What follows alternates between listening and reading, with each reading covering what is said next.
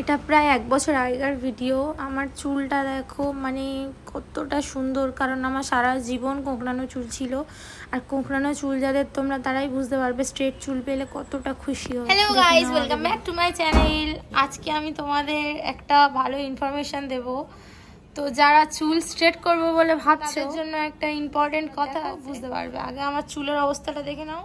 আমি চুলটা স্ট্রেট করিয়েছিলাম আগের বছর, মানে 2023 সালে মহালয়া, আর এই বছর আবার মহালয়া আসতে আর এই দিনটা 10 বাকি। দেখো আমার চুলের অবস্থাটা দেখো, টাকার টাকা যাবে, বাঁশের বাঁশ যাবে। দেখে নাও, দেখো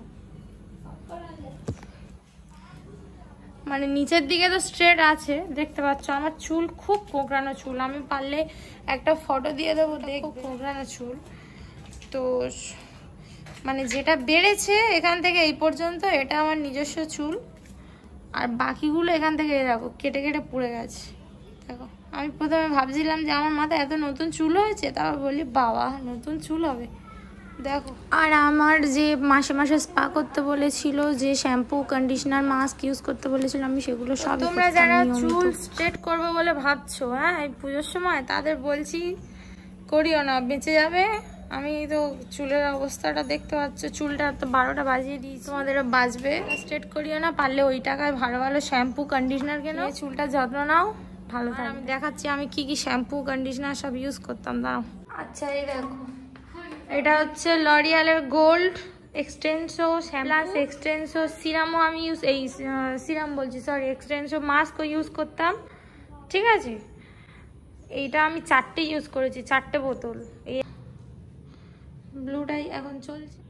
তবে একটা কথা বলবো, শ্যাম্পুটার থেকে গোল্ড শ্যাম্পুটার দাম অনেক বেশি। গোল্ড শ্যাম্পু আর মাস্কটা ইউজ করলে চুলটা খুব সফট হয়, খুব শাইন। কিন্তু চুল আমার দেখতে পাচ্ছ মানে মাথা ভর্তি চুল, কিন্তু নিচ পর্যন্ত উপর থেকে হাফ কেটে আউট হয়ে গেছে, ঠিক আছে।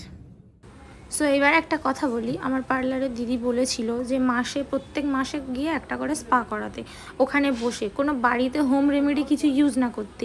6 মাস টানা তেল ইউজ করতে বারণ করেছিল।